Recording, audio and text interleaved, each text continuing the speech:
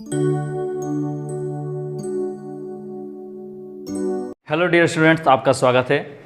देखिए, आज हम लोग क्लास 10th का रसायन विज्ञान और भौतिक विज्ञान और बायो, ठीक है, जिसको बोलते हैं जीव विज्ञान, यानी कुल मिलाकर बात करें तो साइंस। तो आज हम लोग साइंस के महत्वपूर्ण प्रश्न जो कि आपके बोर्ड एग्ज़ाम 2022 के बोर्ड एग्ज़ाम में आने की पूरी संभावनाएं होती हैं, ऐसे ऐसे इम्पॉर्टेंट महत्वपूर्ण आंकिक प्रश्न आज बताए जाएंगे। तो हो सकता है ये लेक्चर लंबा जा सकता है, या हो सकता है यहाँ पर इस न्यूमेरिकल्स के इस आंकिक प्रश्न के 2 लेक्चर बन सकते हैं। तो आपको घबराने की आवश्यकता नहीं है। यहाँ पर आपको हर एक टाइप का न्यूमेरिकल्स बताया जाएगा जो कि बोर्ड के एग्ज़ाम के लिए बहुत ज़्यादा महत्वपूर्ण हैं। तो आप उस टाइप का न्यूमेरिकल्स आप पढ़ लीजिए, क्योंकि कभी कभी ऐसा होता है स्टूडेंट सब कुछ पढ़े होते हैं लेकिन उनको अंदाज़ा नहीं होता है कि कौन सा आंकिक प्रश्न सबसे ज़्यादा महत्वपूर्ण है। ठीक है, तो हम लोग यहाँ पर चर्चा करेंगे केवल महत्वपूर्ण प्रश्न का।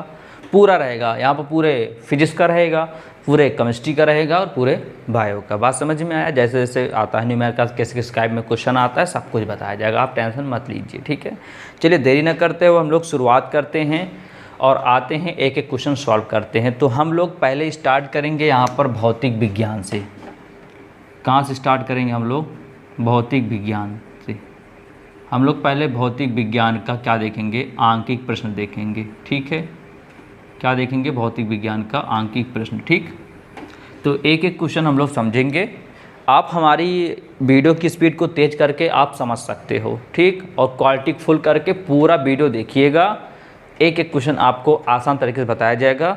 और जाहिर सी बात है, अगर न्यूमेरिकल्स आता है, आप इस वीडियो से पढ़ लेते हो तो आपका अच्छा से अच्छा परसेंटेज बनना ही बनना है साइंस विषय में। ठीक है, तो यहाँ पर क्वेश्चन आपके स्क्रीन पर लिख कर आएगा।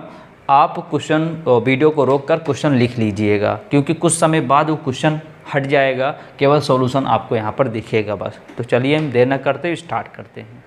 चलिए प्यारे मित्रों, आपके सामने पहला क्वेश्चन लग गया होगा पहले चैप्टर का। ठीक है, प्रकाश का परावर्तन तथा अपवर्तन चैप्टर के पहला क्वेश्चन आपकी स्क्रीन पर आ गया होगा। क्वेश्चन क्या कह रहा है? वायु तथा कांच में प्रकाश की चाल 3 × 10⁸ मीटर पर सेकंड से तथा 2 × 10⁸ मीटर पर सेकंड से है। वायु के सापेक्ष कांच के अपवर्तनांक की गणना कीजिए। ठीक है, तो यहाँ पर जो जो दिया हम लोग लिख लेते हैं। कैसे किया जाएगा? Solution first. क्या क्या दिया है आपको? दिया है कांच का वायु के सापेक्ष वायु का कांच में प्रकाश की चाल क्रमशः। तो लिख लेते हैं वायु में प्रकाश की चाल क्रमशः दिया, तो लिखते हैं वायु में प्रकाश की चाल कितना दिया है? 3 × 10⁸ 3 × 10⁸ मीटर प्रति सेकंड दिया है। ये हो गया।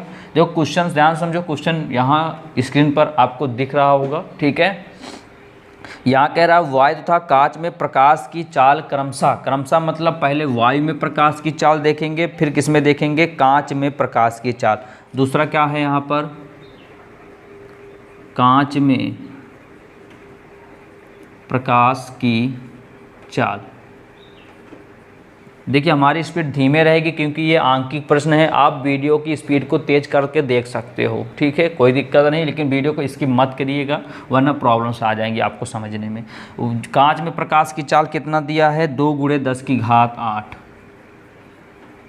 मीटर प्रति सेकंड दिया है। ठीक है, क्या पूछ रहा है? पूछ रहा है वायु के सापेक्ष कांच का अपवर्तनांक। क्या पूछ रहा है? वायु के सापेक्ष कांच का अपवर्तनांक पूछ रहा है। ठीक है, मैं आपको समझा देता हूँ क्वेश्चन क्या चीज़ कह रहा था। कह रहा था वायु में प्रकाश की चाल तथा कांच में प्रकाश की चाल क्रमशः। तो जो पहले बार आया वायु आया है तो हमेशा वो पहले वाला होगा, जो बाद में कांच है वो बाद वाला होगा। तो पूछ रहा है वायु के सापेक्ष कांच का अपवर्तनांक। तो होता ये है कि आपको मैं बता दूं, यहाँ पर एक छोटा सा सूत्र होता है कि n बराबर होता है क्या? C/V होता है। क्या होता है? C/V होता है। बात समझो, सी क्या होता है? सी होता है वायु में प्रकाश की चाल, वायु में प्रकाश की चाल होती है, ठीक। वी क्या होता है? वी हमारा होता है माध्यम में प्रकाश की चाल होती है, क्या? माध्यम में प्रकाश की चाल। अब आपको क्वेश्चन में ये ढूंढना है और क्या पूछ रहा है? वायु के सापेक्ष कांच का अपतनांक, यानी आपको n पूछ रहा है। n बराबर एक छोटा सा फॉर्मूला होता है C/V। तो हमेशा वायु में प्रकाश की चाल जो होती है उसको हमेशा किससे डिनोट करते हैं हम लोग? C से डिनोट करते हैं। यहाँ देखो वायु के स्थान पर क्या आ गया? कांच आ गया। कांच मतलब एक माध्यम आ गया। अब माध्यम को हम लोग किस डिनोट करते हैं? V से। वैल्यू रख दो, n बराबर C का मान रख दो 3 × 10⁸ अपॉन V का मान रख दो 2 × 10⁸, ठीक है। इससे ये कैंसिल हो गया। 2 को जब 3 से काटेंगे तो 1.5 हमारा आंसर आ जाएगा। तो ये हुआ फर्स्ट टाइप का क्वेश्चन, ठीक है। आपको ये समझना है कि वायु में प्रकाश की चाल दिया रहेगा तो हम लोग C से डिनोट करते हैं। यहाँ कांच दे दिया जाए या जल दे दिया जाए, कुछ भी दे दिया जाए यहाँ पर, तो वहाँ पर हमेशा V होता है। फॉर्मूला क्या होता है? n बराबर C/V। C वाला आपको पता होना चाहिए, 3 × 10⁸। नहीं दिया रहेगा तब भी हमको पता होना चाहिए प्रकाश की चाल कितनी होती है, 3 × 10⁸ मीटर/सेकंड होती है। V हो गया माध्यम, मतलब यहाँ पर वो कांच दे दिया गया प्रकाश की चाल के हिसाब से। दोनों को रख दिया, हमारा आंसर आ गया। अब हम लोग आगे बढ़ते हैं, आते हैं नेक्स्ट क्वेश्चन की ओर। अरे मित्रों, क्वेश्चन नंबर दूसरा आपकी स्क्रीन पर लग गया होगा। आप सुनिएगा ध्यान से कि यहाँ पर जो क्वेश्चन बताया जाएगा इसी टाइप के क्वेश्चन आपके बोर्ड की एग्जाम में आपको देखने को मिलेंगे, अन्यथा नहीं मिलेंगे। बात समझ में आया? यानी यहाँ पर जो बताया जाए केवल इसी तरह आपको मिलने वाले हैं, इसलिए अच्छे से इसको प्रैक्टिस करिए, ठीक है। तो क्वेश्चन नंबर आप देख सकते हैं, लगा है, कह रहा 15 सेंटीमीटर फोकस दूरी का कोई अवतल लेंस है। क्या है आपका? अवतल लेंस है, ठीक है। उसके बाद किसी बिंब का प्रतिबिंब लेंस से 10 सेंटीमीटर दूरी पर बनाता है। बिंब लेंस से कितने दूरी पर स्थित है? किरण आरेख खींचे। किरण आरेख भी खींचने के लिए बात कर रहा है, ठीक है।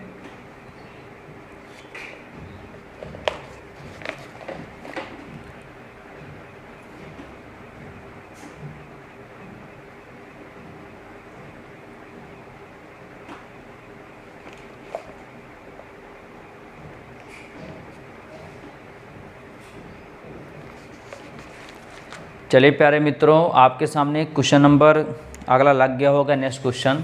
तो ध्यान दीजिए, यहाँ पर जो भी क्वेश्चन आपको बताया जाएगा वो आपके लिए इम्पॉर्टेंट है। ध्यान रखिएगा मेरी बातों को, क्योंकि इसी टाइप का प्रश्न आपके क्वेश्चन में, आपके बोर्ड के एग्जाम में आ सकता है, इसके अलावा नहीं आएगा, ठीक है। परेशान मत होइए, आप इस टाइप में अपने किताब में खोजिएगा और लगाइएगा, ठीक है। तो चलिए क्वेश्चन नंबर क्या कह रहा है नेक्स्ट, कि 15 सेंटीमीटर फोकस दूरी के लिए उत्तल दर्पण से कोई बिंब 10 सेंटीमीटर दूरी पर रखा है। प्रतिबिंब की स्थिति तथा प्रकृति ज्ञात कीजिए। तो जो जो हमें ज्ञात करना है पहले उसको लिख लेते हैं। यहाँ पर आते हैं सॉल्यूशन नंबर 2। क्या कह रहा है? जो जो पूछ रहा है, क्या पूछ रहा है? प्रतिबिंब की स्थिति पूछ रहा है, तो लिख लेते हैं प्रतिबिंब की स्थिति। क्या हो गया हमारा? क्वेश्चन मार्क, ठीक है। उसके बाद क्या पूछ रहा है यहाँ से? फोकस दूरी नहीं पूछा, प्रकृति पूछ रहा है यहाँ से। प्रकृति बराबर क्या हो गया हमारा? क्वेश्चन मार्क हो गया, ठीक है। उसके बाद क्या क्या दिया है लिख लेते हैं। ध्यान दीजिएगा, 15 सेंटीमीटर फोकस दूरी, तो यहाँ पर जो फोकस दूरी दी गई है F बराबर 15 सेंटीमीटर, इसको लेंगे प्लस में। क्यों प्लस में लेंगे? क्योंकि उत्तल दर्पण की बात कर रहा है, इसलिए प्लस में लिया जाता है। इतना तो आपको सबको पता ही होगा, ठीक है। क्योंकि यहाँ पर हम आपको बेसिक चीज़ नहीं बताने वाले हैं, क्योंकि हम लोग यहाँ पर न्यूमेरिकल सॉल्व कर रहे हैं। तो न्यूमेरिकल सॉल्व करने के लिए आपको पहले सब चीज़ें पता होनी चाहिए, कब प्लस लोगों कब माइनस। उत्तल दर्पण होता है तो प्लस लेते हैं, अवतल होता है तो माइनस ले लेते हैं, ठीक है। और क्या क्या दिया है यहाँ पर? u दिया है। u का मान कितना है? यहाँ पर वस्तु की जो दूरी है u दिया है यहाँ पर 10 सेंटीमीटर, तो कितना हो जाएगा यहाँ पर? -10 सेंटीमीटर। और क्या पूछ रहा है आपसे? प्रतिबिंब की स्थिति पूछ रहा है, उसके बाद उसकी प्रकृति पूछ रहा है, ठीक है। नहीं तो v का मान आपसे पूछ रहा है क्वेश्चन मार्क, यानी v, प्रतिबिंब से v पूछ रहा है, तो लगा देते हैं। सूत्र क्या होता है? 1/f बराबर 1/u + 1/v। ये छोटा सा सूत्र होता है। ठीक है, बात समझ में आया। इस पर रख देते हैं हम लोग 1/f की जगह पर रख देंगे 15 u, 1/u की जगह पे -10 प्लस 1/v। इसको सॉल्व कर लेते हैं तो 1/15 ये माइनस धरा है कि क्या बन जाएगा प्लस 1/10 हो जाएगा 1/v। इसका एलसीएम ले लेंगे कितना आ जाएगा, एलसीएम लेंगे तो 15 दाम 150 हो जाएगा। ये 10 एकन्नम 10 क्रॉस मल्टीप्लाई करा दो तो 10 आ गया, ये आ गया 15 बराबर 1/v। 15 10 25/1/v। ठीक है। अब यहाँ पर अगर हम इसको कैंसिल करेंगे तो देखो 25 छक्का कितना होता है 150, तो 1/6 = 1/v। तो v का मान कितना आ गया 6 सेंटीमीटर। तो जब v का मान प्लस में आया है तो प्लस में आया ये क्या होगा, ये उत्तल दर्पण के पीछे बनेगा। उत्तल दर्पण के पीछे कैसा इसकी स्थिति क्या होगी, उत्तल दर्पण के पीछे बनेगा। और प्रकृति क्या होगी, धनात्मक है, लिख दोगे प्रकृति क्या है, इसकी प्रकृति धनात्मक है। इसकी प्रकृति कैसी है, धनात्मक। अगर v का या u का मान प्लस में आया तो और उत्तल दर्पण होगा, यानी उसके पीछे बनेगा चित्र।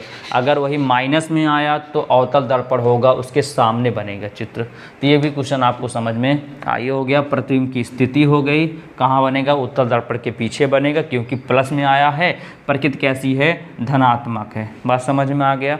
अब बढ़ते हैं हम लोग नेक्स्ट क्वेश्चन की ओर। देखिए दूसरा क्वेश्चन आपकी स्क्रीन पर लग गया होगा।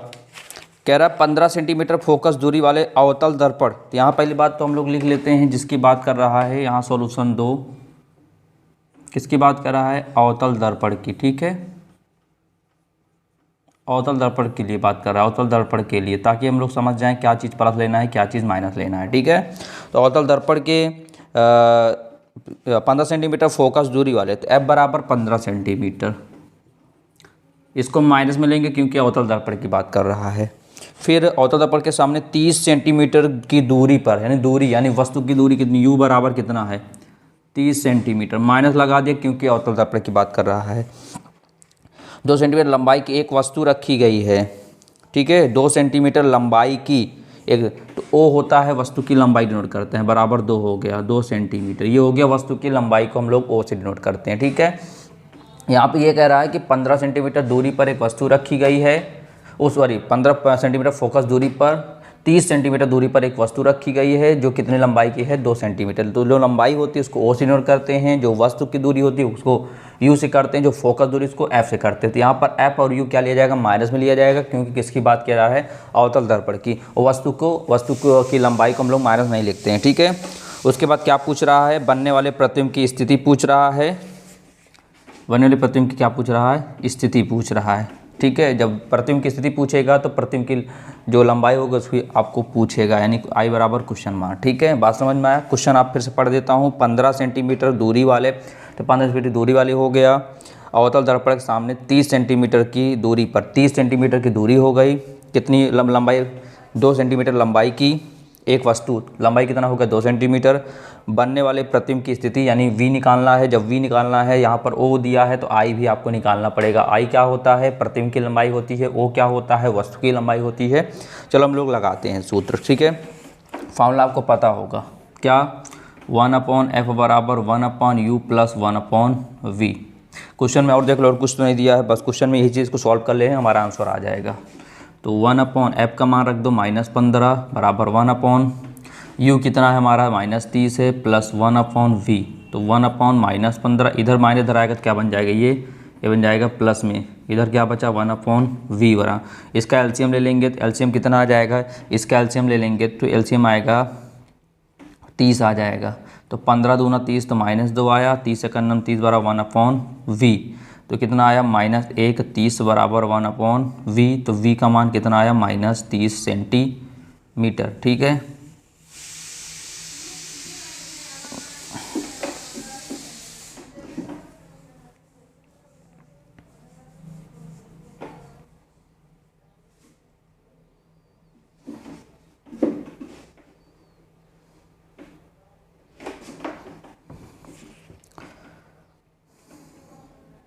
अब ध्यान दीजिए यहाँ पर है क्या, समझ में आ कितना बातें। अब लिख देंगे क्या, जो प्रतिबिंब आया कितना -30 आया, तो जो प्रतिबिंब की स्थिति जो होगी, प्रतिबिंब दर्पण के सामने बनेगा, प्रतिबिंब दर्पण के सामने बनेगा। इसका मतलब कैसे पता चला सामने बनेगा, कैसे पता चला सामने बनेगा, क्यों, क्योंकि माइनस आया है, माइनस हमेशा अवतल दर्पण के लिए प्रयोग होता है, तो अवतल दर्पण के सामने जो भी चीज़ें होती हैं वो माइनस में आती है। तो यहाँ पर v का मान माइनस आ गया, इसका हम समझ जाएंगे अवतल दर्पण के सामने बनेगा। ठीक है, अब निकाल लेते हैं। अब क्या पूछ रहा था, प्रकृति पूछ लिया। अब जाहिर सी बात है, अगर आपको ओ दिया है तो आई भी पूछेगा, क्योंकि ओ और आई में संबंध होता है। इसको बोलते हैं रेखीय आवर्धन। क्या होता है, m बराबर आई अपॉन ओ, m बराबर क्या होता है, आई अपॉन ओ होता है, इसका होता है -v अपॉन यू होता है। देखो ध्यान से समझो, अगर आप लोग न्यूमेरिकल्स पढ़ रहे हो उसके पहले इसकी कहानी पूरी पढ़े होगे कि m क्या होता है, ये क्या होता है। केवल यहाँ पर हम लोग आपको केवल IMP यानी इंपॉर्टेंट न्यूमेरिकल सॉल्व करवा रहे हैं ना, कि यहाँ पर आपको पढ़ाई करवाई जा रही है। इसलिए आपको ये सब फॉर्मूला पता होना चाहिए, कहाँ से क्या आया, कब माइनस लेते हैं, कब प्लस लेते हैं, आपको ये चीज़ पता होना चाहिए। ठीक है, तभी आपको समझ में आएगा, वरना समझ में नहीं आएगा। ठीक, ये चीज़ आपको पता होनी चाहिए कि अवतल दर्पण प्लस कब लेंगे या माइनस कब लेंगे, सब कुछ पता होना चाहिए। तो रख देते हैं वैल्यू, आई का मान नहीं पता है, ओ का मान 2 हो गया, माइनस यहाँ वी का मान कितना है, -30 निकला हुआ है, और यू का मान कितना निकला है, -30 है। ठीक है, तो आई अपॉन 2 बराबर, ये माइनस से माइनस कैंसिल हो गया, बचा कितना, 30 करना 30 1 हो गया, यहाँ पहले से बाहर माइनस बैठा है, तो आई बराबर कितना आया, -2। और देख लीजिए क्या, और कुछ बात करा नहीं, आई बराबर -2, तो यहाँ पर प्रतिबिंब की जो लंबाई होगी वो 2 सेंटीमीटर होगी, और वास्तविक का उल्टा होगा, वास्तविक क्या होगा, उल्टा होगा। यहाँ पर 2 सेंटीमीटर आया, -2 सेंटीमीटर, तो यहाँ पर ये प्रतिबिंब की लंबाई होगी। ठीक है, क्या होगी, प्रतिबिंब की लंबाई होगी, और वास्तविक का उल्टा बनेगा क्योंकि माइनस आया प्रतिबिंब। ठीक है, अब ये क्वेश्चन आपको समझ में आ गया होगा, कोई दिक्कत नहीं आई होगी। तो हम लोग आगे बढ़ते हैं, नेक्स्ट क्वेश्चन की बात करते हैं। देखिए प्यारे मित्रों, नेक्स्ट क्वेश्चन लग गया होगा स्क्रीन पर। एक अवतल लेंस की फोकस दूरी, पहली बात तो यहाँ लिख लेते हैं जो चीज़ कह रहा है, अवतल लेंस की बात कर रहा है। किसके लिए बात कर रहा है, अवतल लेंस की बात कर रहा है।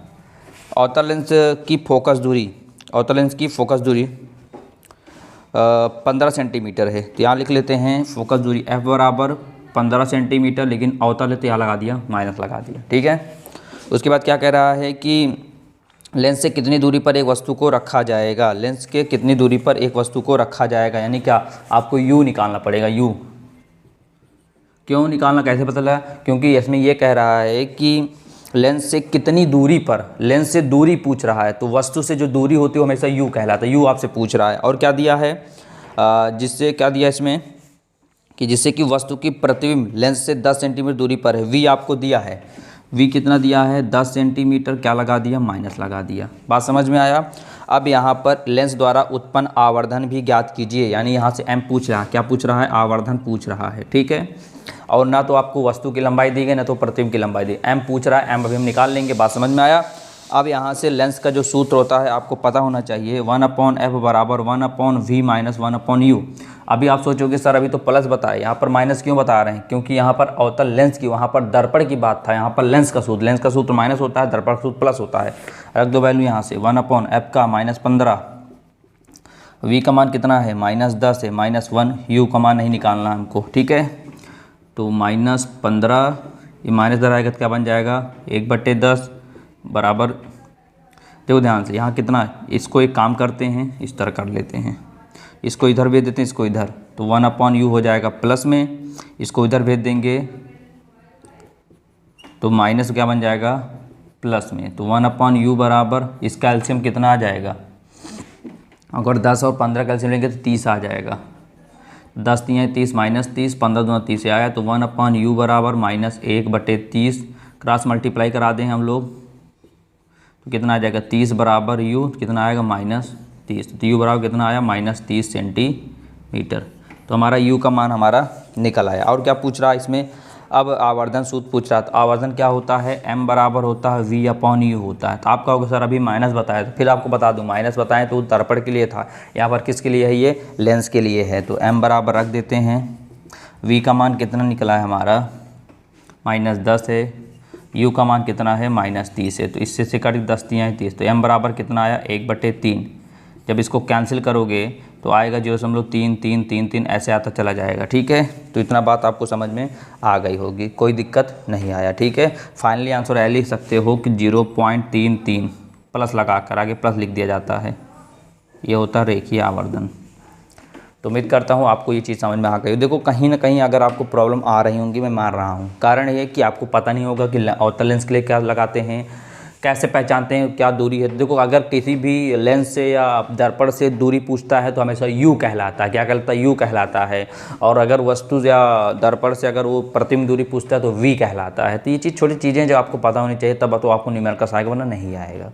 तो आगे कंटिन्यू करते हैं, हम लोग आगे बात करते हैं। अगला क्वेश्चन लग गया है, क्या कह रहा है अगला, एक सरल सूक्ष्मदर्शी में प्रयुक्त लेंस की फोकस दूरी की गणना करना है। आपको फोकस दूरी निकालना है, तो लिख लेते हैं जो चीज़ निकालना है, small f equal to question mark हो गया। फिर उसके बाद क्या कह रहा है कि जिसकी आवर्धन क्षमता मतलब दिया है कितना, आवर्धन क्षमता बोलते हैं स्मॉल m, आवर्धन क्षमता स्मॉल हो गया कितना, 11 दिया है। ठीक है, और स्पष्ट दृष्टि की न्यूनतम दूरी जो दी गई है वो 25 सेंटीमीटर। तो जो न्यूनतम दूरी होती है उसको हम लोग किसी दिन कहते हैं स्मॉल d से, कितना, 25 सेंटीमीटर। ठीक है, फिर समझो क्वेश्चन में कह रहा है एक सरल सूक्ष्मदर्शी में उसकी फोकस दूरी आपको ज्ञात करना है, लेंस की फोकस दूरी। ठीक है, उसके बाद यहाँ पर जिसकी आवर्धन क्षमता कितना है, 11 है, m बराबर 11 हो गया, आवर्धन क्षमता दिया गया है। आसपास दृष्टि की न्यूनतम दूरी, जो आसपास दृष्टि की न्यूनतम दूरी उसको हम लोग कैपिटल D से नोट करते हैं, D बराबर कितना हो गया, 25 सेंटीमीटर। तो यहाँ पर क्या पूछ रहा है, एक सरल सूक्ष्मदर्शी में, तो सरल सूक्ष्मदर्शी के आवर्धन क्षमता का सूत्र होता है, सरल सूक्ष्मदर्शी के आवर्धन का सूत्र क्या होता है आपको पता होना चाहिए, m बराबर कितना होता है, 1 + d/f, ये होता है सूत्र होता है सरल सूक्ष्मदर्शी के लिए। आपको m भी पता है, d भी पता है, f आप निकाल लोगे ना 75 करके। ये होता है सरल सूक्ष्मदर्शी के लिए सूत्र होता है। ठीक है, m की वैल्यू कितना रख दोगे, 11 रख दोगे, 1 का 1 ही रहेगा, d का कितना रख दोगे, 25, और यहाँ पर स्मॉल f निकालना है, निकाल लेते हैं। इधर क्या है, +1 है, इधर भेज दो तो -1 हो जाएगा। इधर कितना बचा, 25/f बचा, तो हो जाएगा कितना, 10, और 25/f आ जाएगा। f को यहाँ भेज दें, 10 को नीचे भेज दें, तो 25 नीचे आ गया, 10 बन गया। 10 से इसको जब काटोगे तो आ जाएगा 2.5 सेंटीमीटर। तो ये आ गई आपकी फोकस दूरी आ गई। बात समझ में आ गया होगा। जहाँ पर प्रॉब्लम्स आती है वीडियो को बैक करके एक बार फिर से देख लीजिए। पूरे उम्मीद के साथ यही सब जो क्वेश्चन बताया इसी टाइप का आप लगाइए, आपके पेपर में आपका अच्छे से अच्छा प्रदर्शन रहेगा आंकिक प्रश्नों में। ठीक है, हम आगे बात करते हैं नेक्स्ट क्वेश्चन की ओर। चलिए नेक्स्ट क्वेश्चन आपके सामने लग गया होगा। कह रहा है एक कूलम्ब आवेश में इलेक्ट्रॉनों की संख्या परिकलित कीजिए। इलेक्ट्रॉनों की संख्या यानी कि n आपसे पूछ रहा है। क्या पूछ रहा है, इलेक्ट्रॉनों की संख्या पूछ रहा है, यानी स्मॉल n आपसे पूछ रहा है। ठीक है, क्या कह रहा है आगे, एक कूलम्ब आवेश में एक इलेक्ट्रॉनों की संख्या आपको बताना है, n बताना है, और हम लोग जानते हैं एक कूलम्ब आवेश क्यों दिया है, कितना, 1 कूलम्ब दिया है। अब आप मुझे ये बताओ, इलेक्ट्रॉनों की संख्या को हम लोग ऐसे नोट करते हैं, क्यों आपको दिया गया है, क्या और कुछ आपको पता है? हाँ, ई आपको हमेशा पता होता है। ई कितना होता है, 1.6 × 10⁻⁻19 कूलम्ब आपको पता होता है। तो क्या इन तीनों से कोई ऐसा सूत्र बन रहा है? बिल्कुल बन रहा, आप लोग पढ़े हो। Q बराबर कितना होता है, n × E। आपको n निकालना, E को यहाँ भेज दोगे तो n बराबर हो जाएगा Q/E। ये सूत्र होता है, इनके बीच संबंध होता है, Q बराबर n × E। तो यहाँ पर देखो, आप न्यूमेरिकल्स पढ़ रहे हो तो पहले आप थ्योरी और डेरिवेशन पढ़कर आओ, तब आप न्यूमेरिकल्स को समझो, क्योंकि ये सब जो फार्मूला है ये डेरिवेशन और थ्योरी में ही बताया जाता है। ठीक है, तो यहाँ से n निकालना है, तो इधर गुणे में इधर है तो भाग में होगा, तो n बराबर Q का मान 1 हो गया, E का मान 1.6 × 10⁻⁻19 आ गया। तो n बराबर यहाँ पर देखो, ये 10⁻19 को ऊपर भेज देंगे तो 1 × 10⁻+19 हो जाएगी। नीचे कितना बचा, 1.6। अब यहाँ पर करते ही है हम लोग, यहाँ से एक अंक पे दशमलव काट के 1 0 बढ़ा देते, कितना बन गया, n बराबर 10 और गुणे 10⁻⁻19/16 हो गया। 16 को भाग दे देते हैं 10 से, नहीं जाएगा 0, 16 छक्का 96 हुआ, कितना ये 4 हो गया। ठीक है, 0.0, 16 दूना 32 हो गया, फिर 8, फिर 0, 16 पंचे 80, कितना आया, n बराबर आया आपका 0.625 गुणे 10⁻⁻19 आपका ये आंसर आया। तो उम्मीद करते हैं ये क्वेश्चन आपको समझ में आ गया होगा। अब हम लोग आगे बढ़ते हैं, बात करते हैं नेक्स्ट क्वेश्चन की ओर। अगला क्वेश्चन कह रहा है एक विद्युत बल्ब 220 वोल्ट के डायनेमो जनित्र से जुड़ा है, प्रवाहित धारा 0.50 एम्पियर है, बल्ब की शक्ति क्या होगी।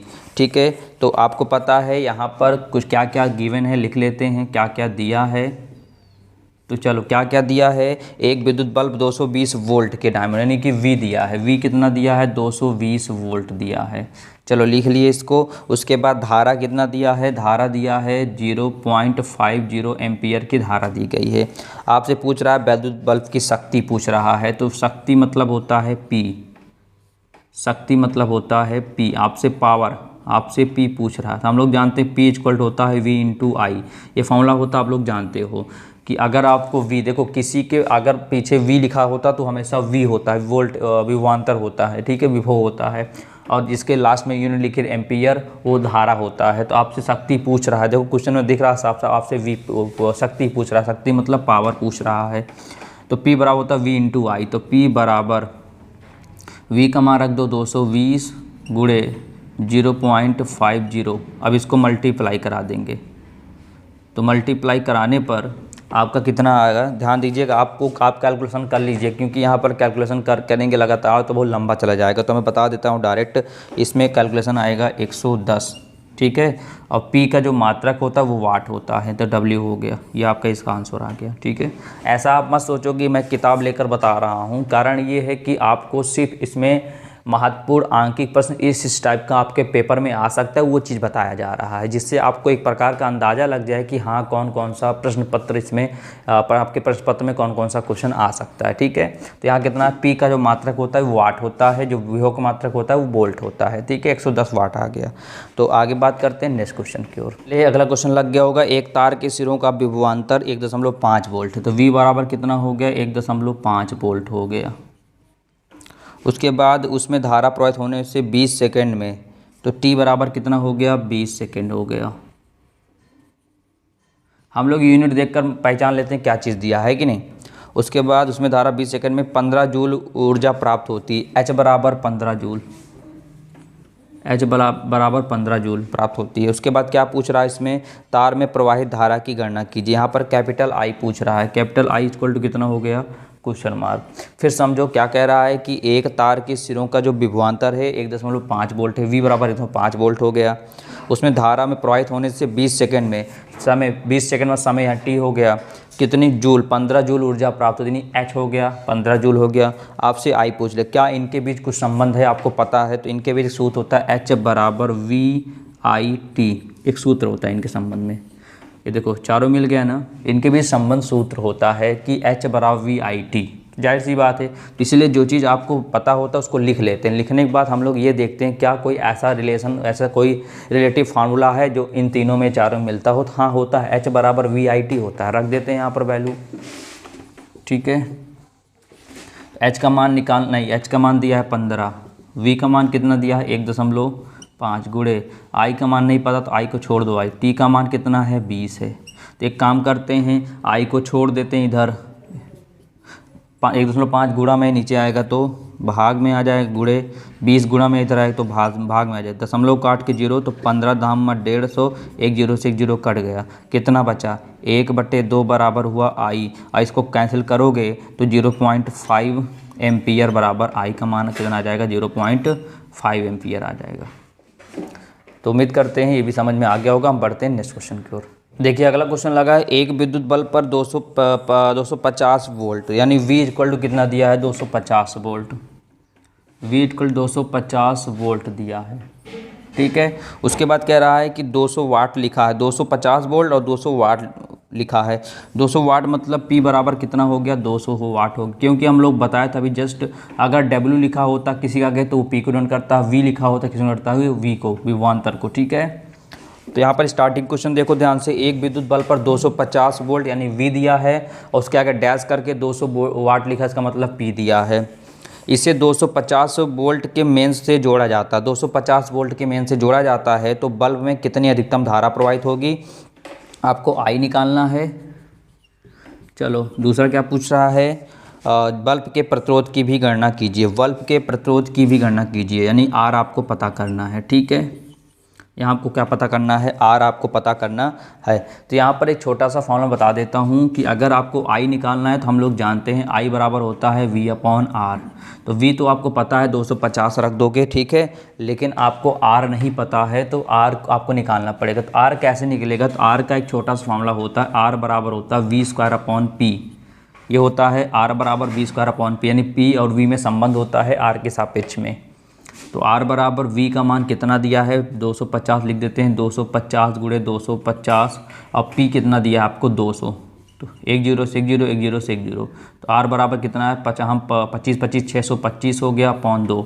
अब 2 को 625 से भाग कर देते हैं तो देखो कितना आता है, 2 तिहाई 6 कट गया, 2 2 1 9 2 फिर 5 फिर 2 दूना 4 1.0 2 पंचे 10। कितना आया, r बराबर आया 312.5 ओम आ गया। देखो आर का मान निकल आया। ठीक है, अब किसका मान पूछ रहा, आई का। तो हम लोग आई जानते हैं, आई बराबर होता कितना है वी अपॉन आर। कितना होता है वी अपॉन आर। तो आई बराबर वी का मान कितना रखोगे 250 रख दोगे, अपॉन आर का मान कितना निकला 2.5। जब इसको आप हल करोगे मैं बता देता हूँ डायरेक्ट कितना आएगा। यहाँ पर 0.8 एम्पियर आएगा। कितना आएगा 0.8 एम्पियर आएगा। इसको आप हल कर लीजिएगा। ठीक है, कितना आएगा 0.8 एम्पियर। तो ऐसे लगता है इस टाइप का क्वेश्चन। ठीक है, कम से कम इस टाइप का 1 2 बार 3 बार 4 बार लगा लीजिए। जो लगाइए एकदम लोहा लाट लगाइए ताकि कोई दिक्कत आपको ना आए। तो हम आगे बढ़ते हैं, बात करते हैं नेक्स्ट क्वेश्चन की ओर। कि आगे बात करते हैं, लिखा है 2 प्रतिरोध 4 ओम तथा 12 ओम के हैं। इन्हें 10 वोल्ट के सेल से जोड़ने पर परिपथ में कुल कितनी धारा बहेगी यदि प्रतिरोधों को पहला श्रेणी क्रम दूसरा समांतर क्रम में जोड़ा गया है। तो ध्यान दीजिए क्वेश्चन कैसे लगेगा, तो सॉल्यूशन कैसे लगेगा। इसमें क्या कह रहा है कि जो दिया लिख लेते हैं 4 ओम तथा 12 ओम। तो लिख देते हैं, मान लें यहाँ पर R1 दिया है कितना 4 ओम दिया है और R2 कितना दिया है 12 ओम दिया है। ये प्रतिरोध दिया है ना। इन्हें 10 वोल्ट के सेल से, तो V बराबर कितना दिया है 10 वोल्ट। V बराबर कितना दिया है 10 वोल्ट दिया है। ठीक, अच्छा फिर कह रहा है कि कुल कितनी धारा बहेगी, आपसे I का मान पूछ रहा है। I बराबर हो गया क्वेश्चन मार्क। ठीक है, समझ रहे हो पूरी बातों को। उसके बाद यदि प्रतिरोधों को श्रेणी क्रम में, पहला क्या कह रहा है यहाँ पर, पहला किस में जोड़ा गया हो, श्रेणी क्रम में हो, तब फिर आई का मान क्या होगा, दूसरा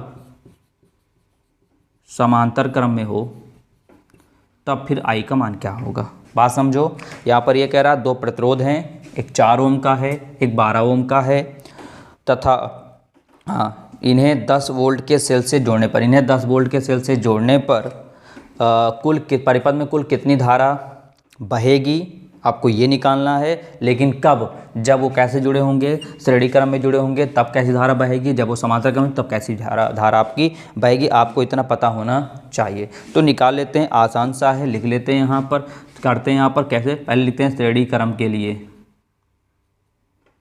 किसके लिए, श्रेणी क्रम के लिए। आज ये श्रेणी क्रम निकाल लेते हैं। क्या होता है आपको पता है, R बराबर R1 प्लस R2। तो R बराबर R1 कितना है 4 है, R2 कितना है 12 है। मान लो R3 भी होता R4 भी होता तो ऐसे R1 plus R2 plus R3 R4 करते चले जाते। तो R बराबर कितना हो गया 12 4 16 ओम हो गया। ये हमारा R निकल गया। अब इसके लिए I का मान, I बराबर कितना होता है V अपॉन R होता है। चलो I बराबर V का मान कितना है 10 है, R का मान कितना है 16 है। जब 16 को 10 से भाग दोगे तो कितना आ जाएगा, अभी मैंने दिया था थोड़ी देर पहले, कितना 0.16 छक्का 0.625 आएगा क्या एम्पियर। ये आपका मान निकल आया। ठीक है, आगे क्या कह रहा है, अगला कह रहा है समांतर क्रम के लिए। ठीक है, किसके लिए, समांतर क्रम के लिए। तो यहाँ लिख लेते हैं किसके लिए, समांतर क्रम के लिए। समांतर क्रम के लिए क्या बात कर रहा है, हम लोग जानते हैं 1/r बराबर 1/r1 प्लस 1/r2 होता है। ये सूत्र होता है ना समांतर के लिए। तो रख देते हैं 1/r बराबर 1/r1 कितना है 4 है, प्लस R2 कितना है 12 है। तो 1/r बराबर, इसका एलसीएम 12 आ जाएगा, 4 3 12 3 आया और 12 का नम 12 1 आया। तो 1/r बराबर 4/12, तो 4 1 का नम 4 3 12, तो 1/r बराबर 1/3 कितना हो जाएगा, R बराबर 3 ओम आ गया। तो यहाँ पर श्रेणी क्रम में जोड़ा तो आर का कुछ अलग मान आया, समांतर क्रम में जोड़ा तो आर का अलग मान। अब आज के लिए आई का मान निकाल लेते हैं। तो आई का मान कैसे निकालोगे? आई बराबर कितना होता है? वी अपॉन आर होता है। तो आई बराबर वी का मान वही रखोगे, 10 वोल्ट ही रखोगे, बटे आई का मान 3 रख दो। 3 को 10 से भाग दे दोगे तो 3 का 9, 3 त्रिका 9, फिर 1 आया, फिर दशमलव, फिर ऐसे आएगा। आई बराबर 3.33 क्या एम्पियर। बात समझ में आ गया? तो ये हो गया हमारा क्वेश्चन सॉल्व हो गया। अब लोग आगे बढ़ते हैं, बात करते हैं नेक्स्ट क्वेश्चन की ओर। क्वेश्चन आपके स्क्रीन पर लग गया होगा, इसमें आपको एक फिगर दिख रहा होगा, मैं फिगर बना देता हूँ, ध्यान रखिएगा। फिगर आपका कुछ ऐसा बना है, ठीक है, ये ऐसा, ठीक।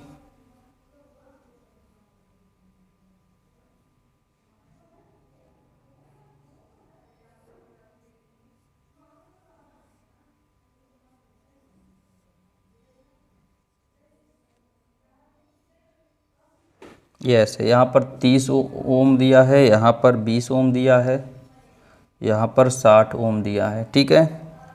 यहाँ पर 10 ओम हो गया, यहाँ पर 40 ओम हो गया, यहाँ पर ए है, यहाँ पर बी है, ठीक है।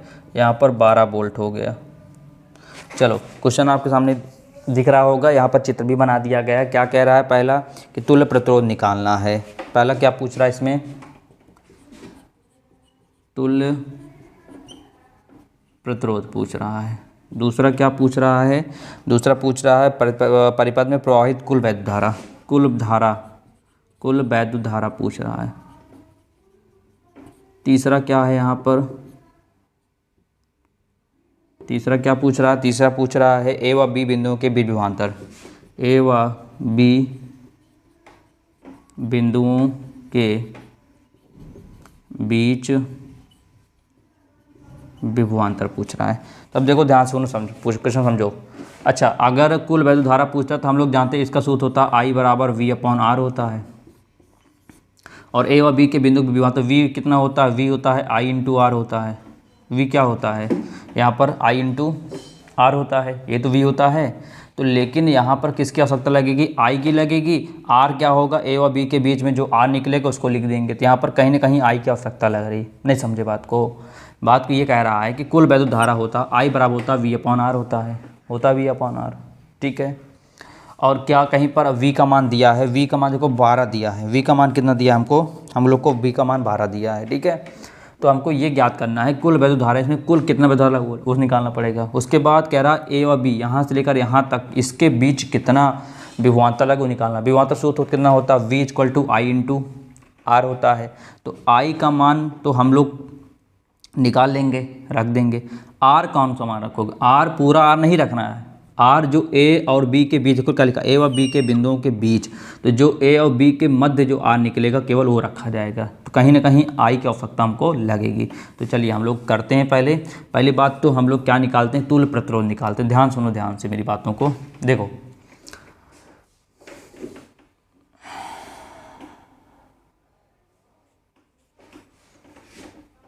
देखिए ध्यान से, पहले इनको सॉल्व कर लेते हैं। 1 2 3, ये देखो किस में क्रम है? देखो एक के बाद एक तय लगा हुआ है, इसका मतलब ये समांतर क्रम में। तो लिखते हैं 30 ओम, 20 ओम तथा 60 ओम समांतर क्रम में है, समांतर क्रम में है।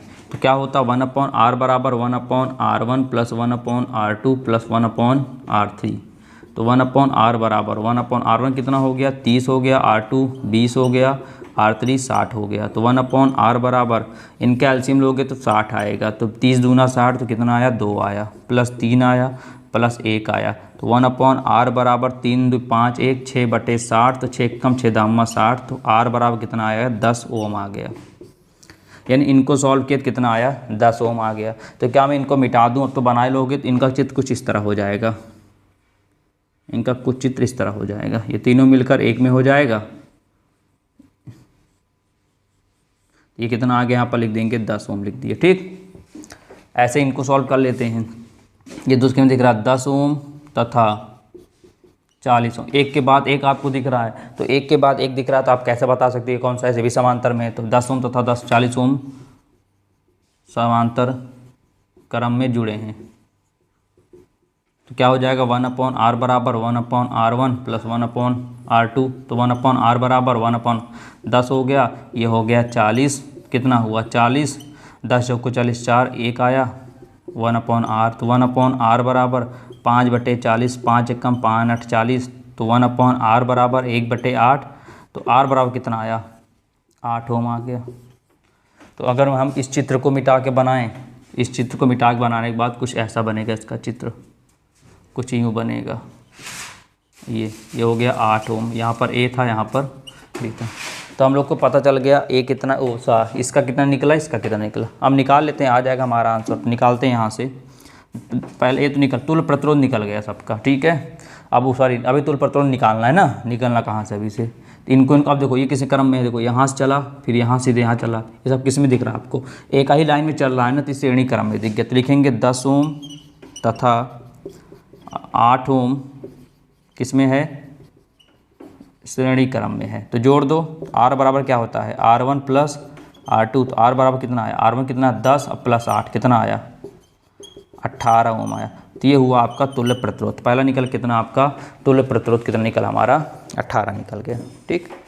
अब क्या करते हैं, अब दूसरा निकाल लेते हैं। दूसरा क्या कह रहा है, दूसरा कह रहा है आपका कुल वैद्युत धारा, तो I बराबर कितना होता है V/R होता है। तो I बराबर V का मान कितना है 12 दिया है, R का मान रखोगे 18। तो मैं बराबर बता देता हूँ, जब आप यहाँ सॉल्व करोगे तो आएगा ये 0.67 एम्पियर आएगा। भाग देकर चेक कर लेना। अब क्या निकालना है, ए और बी बिंदु के बीच विभवांतर। तो V इक्वल कितना होता है I इंटू आर। तो V इक्वल टू I का मान कितना निकला 0.67 गुणे R का मान कितना रखोगे, ये तुल्य प्रतिरोध वाला नहीं रखा जाएगा, ना ही ये रखा जाएगा। कौन सा रखा जाएगा, ए और बी के बीच में कितना निकला, देखो ए और बी, यही तो था, यहाँ 10 था, यहाँ 40 था, ये तो था, कितना निकला था 8 निकला। तो यहाँ पर 8 कर दोगे और जब गुणा कराओगे तो कितना आ जाएगा हमारा 5.36 वोल्ट, लो 63 वोल्ट। कहीं प्रॉब्लम्स आई, वीडियो को बैक करके आप एक बार फिर से देखिए, आपको समझ में आ जाएगा। तो हम लोग आगे बढ़ते हैं, नेक्स्ट क्वेश्चन की बात करते हैं। चलते हैं नेक्स्ट बात करते हैं। क्वेश्चन क्या कह रहा है कि 1 मीटर लंबे धारावाही चालक में 1 एम्पीयर की धारा प्रवाहित हो रही है। इसे 2 न्यूटन प्रति एम्पीयर मीटर की तीव्रता के चुंबकीय क्षेत्र में रखा गया है। धारावाही चालक पर लगने वाले बल की गणना कीजिए। पहला पॉइंट ये कह रहा है धारावाही चालक चुंबकीय क्षेत्र के लंबवत है। दूसरा कह रहा है धारावाही चालक चुंबकीय क्षेत्र के समांतर है। तीसरा कह रहा है धारावाही चालक चुंबकीय क्षेत्र के 60 अंश के कोण पर बनाता है। तो चलिए सोल्यूशन ध्यान दीजिए, इंपॉर्टेंट क्वेश्चन है ये। तो जो दिया लिख लेते हैं पहले। 1 मीटर लंबा मतलब लंबाई यानी कि L बराबर कितना 1 मीटर। क्वेश्चन ध्यान सुनिएगा। फिर कह रहा है कि चालक में 1 एम्पीयर की धारा, तो I बराबर 1 एम्पीयर। फिर इसे क्या कह रहा है, इसे 2 न्यूटन प्रति एम्पीयर मीटर। इसका मतलब क्या दिया है आपको, B दिया है, कितना 2 न्यूटन प्रति एम्पीयर मीटर। तो मात्रक देकर हम लोग पहचान जाते हैं क्या, ये दिया है चुंबकीय क्षेत्र। क्या दिया है आपको, चुंबकीय क्षेत्र दिया है। कैसे पहचाना हम लोग, यही दिया है क्योंकि न्यूटन प्रति एम्पीयर मीटर होता है चुंबकीय क्षेत्र का मात्रक होता है। तो यहाँ पर बी दे दिया गया। तो L आपको 1 मीटर दिया है लंबे तार, I बराबर 1 एम्पीयर दिया, बी दिया और कुछ दिया इसमें बस, और किसी की बात नहीं कर रहा है। आपसे क्या पूछ रहा है, F पूछ रहा है, F बराबर क्वेश्चन मार्क, ठीक है। तो क्या हम लोग जानते हैं, हम लोग बिल्कुल जानते हैं कि कोई क्या इन तीनों चारों से कोई संबंध, कोई सूत्र हो, आप लोग जानते हैं सूत्र है, क्या होता है F बराबर IBL साइन थीटा, ये होता है सूत्र। आपको क्वेश्चन देखना है, क्या चीज़ पहचाना है। 1 मीटर लंबा मतलब लंबाई यानी 1 मीटर हो गया। फिर कह रहा है एक चालक में 1 एम्पीयर किसका मात्र धारा यानी I बराबर 1 एम्पीयर। फिर कह रहा है कि 2 न्यूटन प्रति एम्पीयर मीटर यानी 2 न्यूटन प्रति क्या हो गया है, तो मतलब B आपको दे दिया गया है। अगर बेबर कहीं आपको बेबर मिलता है तो बेबर भी क्या होता है, आपका चुंबकीय क्षेत्र का ही मात्रक होता है। और F आपसे पूछ रहा है तो सूत्र क्या होता है, F बराबर IBL साइन थीटा होता है। अब इसमें पहला पूछ रहा है, पहला कह रहा है लंबवत हो, क्या हो, लंबवत हो, मतलब किसके लंबवत, धारावाही चालक चुंबकीय क्षेत्र के लंबवत हो। जो चालक, मान लो कोई चालक ले रहे हो, ये चालक किसके लंबवत हो, उस चुंबकीय क्षेत्र के लंबवत हो, ठीक है। उसके बाद क्या पूछ रहा है, समांतर हो, क्या कह रहा है अगला, समांतर हो। अगला कह रहा है क्या कि थीटा कितने अंश पर दिया गया हो, 60 अंश पर, ये चीज़ कह रहा है। तो मैं आपको बता देना चाहता हूँ, यहाँ ध्यान सुनिएगा, कभी भी अगर लंबवत बात करता है तो हमेशा थीटा क्या लोगे, थीटा हमेशा क्या लोगे, यहाँ पर थीटा लोगे 90 अंश। अगर समांतर बात करा थीटा कितना लोगे, 0 अंश। और 60 तो दिया ही गया है। बात समझ में आया। यानी कभी भी अगर चुंबकीय क्षेत्र के लंबवत चालक लंबवत की बात करें, समांतर की बात करें, तो लंबवत बात करता है जहाँ पर थीटा वहाँ 90 रखोगे, समांतर जहाँ थीटा वहाँ 0 रखोगे। और थीटा तो दिया, जो तीसरा है वो दिया ही गया थीटा, कोई दिक्कत रख दो। एफ बराबर किसके लिए, पहले वाला है, यहाँ लिखते पहला। एफ बराबर आई का मान कितना है 1 है, एल का मान, बी का मान कितना है, बी का मान 2 है, फिर आई एल का मान 1 है, गुणे साइन 90, थीटा की जगह 90 रख देते हो, तो एफ बराबर 1 गुणे 2 गुणे 1, साइन 90 की वैल्यू 1 होती, 1 का कोनो मतलब नहीं। एफ बराबर कितना आया, 2 न्यूटन आया। एन मतलब हो गया न्यूटन, ठीक है। दूसरा लगाओ, एफ बराबर आई का मान 1 है, यहाँ पर देखो, बी का मान 2 है, एल का मान 1 है, और साइन, अब देखो समांतर बात का, समांतर कितना लेते हो, 0 लेते हो, तो बताओ एफ बराबर साइन 0 की वैल्यू होती है 0, और 0 जब किसी चीज़ मल्टीप्लाई कितना आ जाता है, 0 आ जाता है। तीसरा देख लो, एफ बराबर आई बी एल साइन थीटा, तो एफ बराबर आई कितना दिया है, 1 दिया है, बी 2 दिया है, एल 1 दिया है, साइन, और थीटा आपको खुद ही दे दिया गया 60 अंश के कोण पर आपका चुंबकीय क्षेत्र के चालक रखा गया है, तो कितना हो गया, 60 दे दिया। तो एफ बराबर 2 और साइन 60 का मान होता है √3/2 होता है, तो इससे से ये कैंसिल, एफ बराबर कितना है, √3 न्यूटन आ गया। तो बात समझ में आ गई कैसे इस तरह क्वेश्चन आपको लगाया जाता है, ठीक है। तो आगे बात करते हैं नेक्स्ट क्वेश्चन की ओर। आपको दिखा होगा यहाँ पर क्या कि 1 बिलियन में हाइड्रोजन आयनों की सांद्रता 10⁻⁹ m है, ठीक है। इस विलयन का पीएच मान परिकलित कीजिए, बताइए कि विलयन अम्लीय है या क्षारीय है। तो आपको क्या बताना है, पीएच मान बताना है। तो मैं आपको बता देना चाहता हूँ, यहाँ पर पीएच मान का सूत्र होता है, हम लोग जानते हैं, पीएच होता है माइनस लॉग, ये होता है H+, ये एक ये होता है, ठीक है। और एक होता है, आपको पता होगा यहाँ पर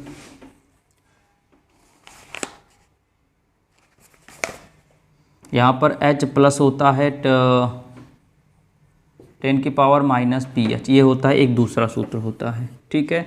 आप यहाँ से इसको समझ सकते हो, ठीक है। बात समझ में आया। यहाँ पर दो प्यारे सूत्र, एक ये होता है, एक ये होता है। तो अब बात समझो कैसे किस पर लगता है। एक क्वेश्चन हम इस पर बता देते हैं, एक क्वेश्चन इस पर बता देते हैं, ठीक है। तो सुनो ध्यान से, जब कभी भी पीएच निकालना होगा तो ये होगा, जब कभी H+ पूछेगा तो ये लगा देना। कैसे, आओ चेक करते हैं। देखो अभी जो क्वेश्चन आपके स्क्रीन पर आ रहा है उसमें ये कह रहा है 1 बिलियन में हाइड्रोजन आयन बोला जाता है किसको, H+ को। कितना दिया हाइड्रोजन आयन दिया है इसमें, 10⁻⁹ दिया गया है, ठीक है। और इस बिलियन का पीएच मान परिकलित, आपसे पूछ रहा है पीएच मान आपको बताओ, ठीक है।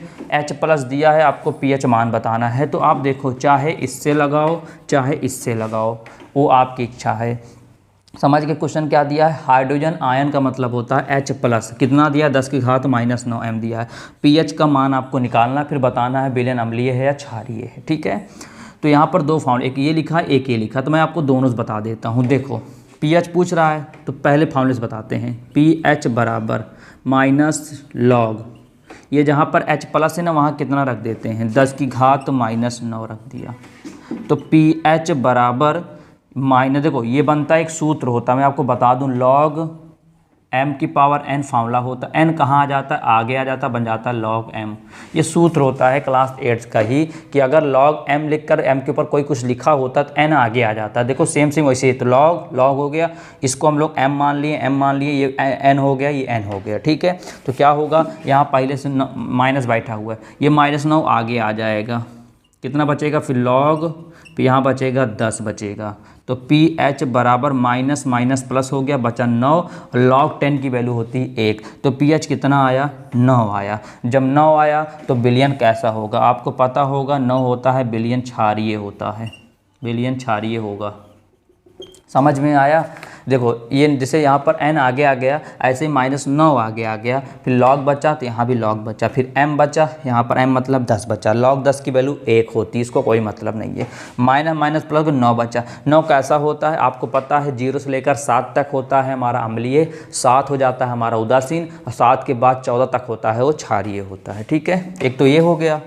और यही क्वेश्चन अगर हम लोग इस पे लगाएं तो देखो H प्लस कितना दिया है 10 की घात -9, तो 10 की घात -9 बराबर, फिर क्या लिखा है 10 की घात -PH। हम लोग जानते हैं जब आधार सेम होता है तो घातें आपस में तुलना हो जाती हैं। देखो आधार यहाँ 10 है, यहाँ 10 है, 10 से 10 क्या हो जाएगा कैंसिल हो गया, बचा क्या -9 बराबर -PH, माइनस से माइनस करके 9 बराबर कितना आया PH आया। देखो ये प्यारा सा आ गया ना, देखो वही तो आया सेम। तो कभी भी आधार सेम होता है तो घातें भी बराबर हो जाती हैं, ठीक है। अब इस पर कैसा भी क्वेश्चन टीचर बना ली, जैसे मैं अब बनाता हूँ क्वेश्चन, आपसे बनाऊँ क्वेश्चन, चलिए मैं क्वेश्चन बनाता हूँ कि हाइड्रोजन आयन की जो सांद्रता है वो दिया है 10 की घात -5 दिया है। जो हाइड्रोजन आयन की सांद्रता मैं लिख देता हूँ, हाइड्रोजन जो आयन की सांद्रता है वो कितना दिया 10 की घात -5 m दिया है। आपको इसका pH बताना है। क्या बताना है आपको? इसका pH बताना है। तो pH कैसे बताओगे? ये छोटा सा सूत्र अप्लाई कर दो, ये वाला H प्लस बराबर क्या है 10 की घात -PH। H प्लस कितना दिया है 10 की घात -5। हाइड्रोजन आयन सांद्रता H प्लस को कहते हैं। H प्लस कितना दिया 10 की घात -5, लिख देते हैं 10 की घात -5 बराबर 10 की घात -PH। इससे से ये कैंसिल हो गया, तो -5 बराबर -PH, माइनस से माइनस PH कितना आया बराबर 5। तो बताओ माध्यम कैसा होगा, अम्लीय, क्षारीय या उदासीन? तो बताओगे अम्लीय होगा। बात समझ में आगे हो कि कोई दिक्कत आपको नहीं आई होंगी। तो उम्मीद करता हूँ आपको सभी प्रकार के जो हमारे न्यूमेरिकल्स होते हैं आपको समझ में आए होंगे, कहीं पर प्रॉब्लम्स नहीं आई होगी। वीडियो को अगर आपको कहीं समस्या तो वीडियो को बैक करके एक बार फिर से देख लीजिए, और कोई भी डाउट आता है तो नीचे कमेंट बॉक्स में अपने डाउट को मेंशन कीजिए, आपके डाउट को हम क्लियर करेंगे। नमस्कार।